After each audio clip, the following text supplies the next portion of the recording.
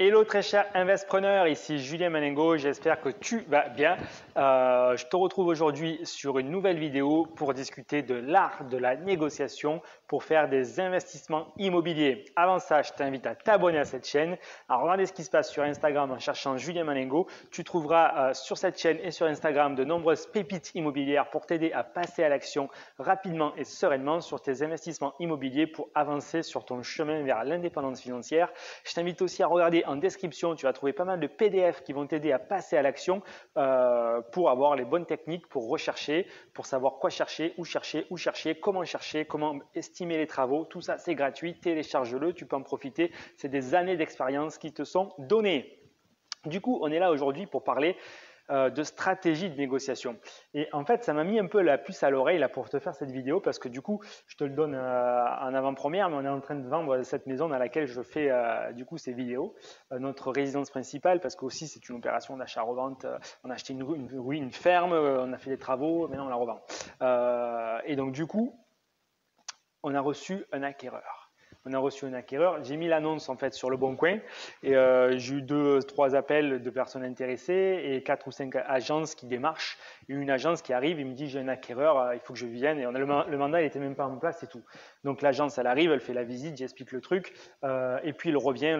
Ça c'était samedi dernier et elle revient dimanche avec l'acquéreur.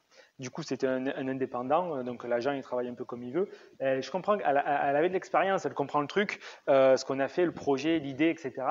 Et bon, mine de rien, j'apprécie l'agent immobilier, donc ok, ils arrivent dimanche avec ses clients. Et là, la visite se passe très très bien, beaucoup de questions, ils passent 2 heures à regarder l'intérieur, l'extérieur, le jardin, il y a une grande surface, la vue, donc voilà, ça se passe très très très bien. Et du coup, l'agent, ils repartent. L'agent immobilier me rappelle et me dit est-ce que je peux venir du coup dimanche soir. Et du coup, elle était là dimanche soir, elle tape à la porte, elle dit ben voilà, j'ai une bonne et une mauvaise nouvelle. Du coup, je vous le dis, la mauvaise nouvelle, c'est que bon, le monsieur, il est un peu dans les bâtiments, il a un peu d'expérience dans l'immobilier et bon, il a vu un peu d'humidité sur le mur extérieur. Il est un peu inquiété pour ça. Il voudrait faire passer son artisan pour évaluer s'il n'y a pas de risque. Ah bon?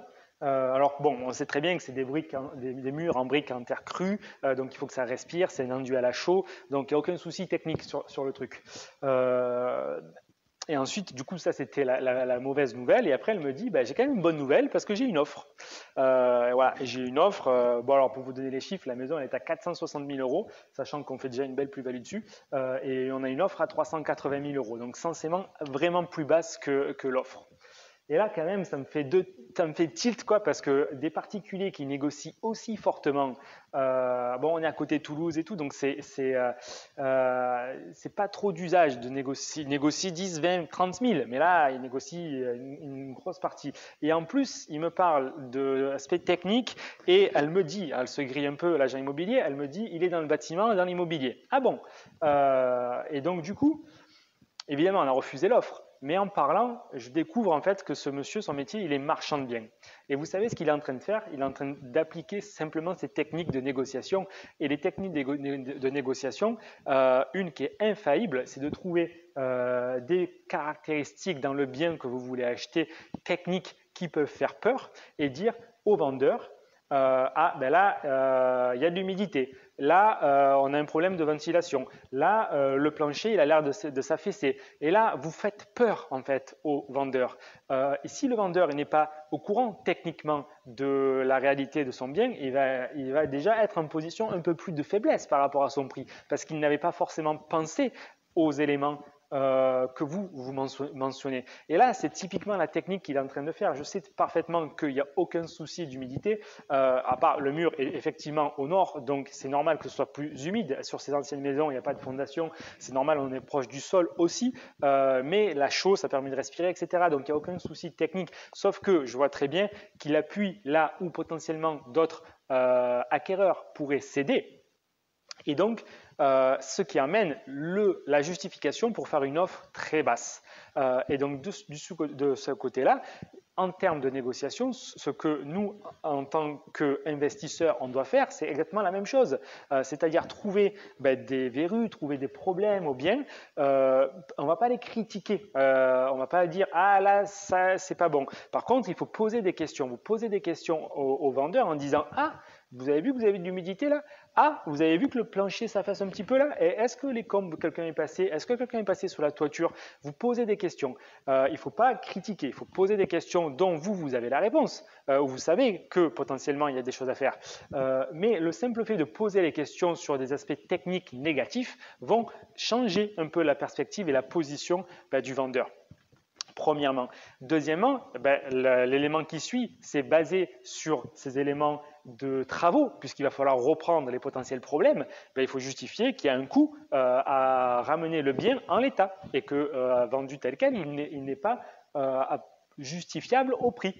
Et donc, de ce fait-là, ça permet de faire d'entrer une offre très forte et très agressive qui va permettre du coup d'ouvrir les débats de négociation. Et ensuite, qu'est-ce qui se passe? Le vendeur reçoit l'offre et dit ah ben non, moi évidemment je refuse, mais bon, je suis prêt à faire un petit geste. Et du coup, là, l'acquéreur, il a réussi à créer la négociation. Son but n'était pas que l'offre soit acceptée à sa première offre parce qu'elle était trop agressive, il en est totalement conscient. Par contre, son but, c'était de potentiellement déclencher une contre-offre. Et à ce moment-là, va commencer une négociation. Et le but du jeu de toute négociation, c'est de ne jamais jamais laisser le fin mot à l'autre partie. C'est-à-dire, c'est toujours vous qui faites la dernière contre-proposition. Et en aucun cas, vous vous mettez d'accord pour couper la poire en deux. Parce que là, couper la poire en deux, vous manquez un coup. Il faut toujours réenchérir en disant, si vous faites une contre-proposition, vous en faites une autre. Et si lui, il en refait une autre, vous en refaites une autre. Même si au final, on parle que de 500 €, ça sera toujours 500 € de négocier et vous voulez absolument avoir le dernier mot. Ou alors vous laissez tomber de manière, vous ne négociez pas les 500 €, mais vous pouvez être clair en disant ok, mais dans ce cas-là, on ne proratise pas la taxe foncière ou les charges de copropriété. Voilà, il faut toujours avoir le dernier mot, peut-être pas sur le prix de vente, mais sur les contreparties. Et donc de cette façon-là, la négociation, c'est vous qui la terminez.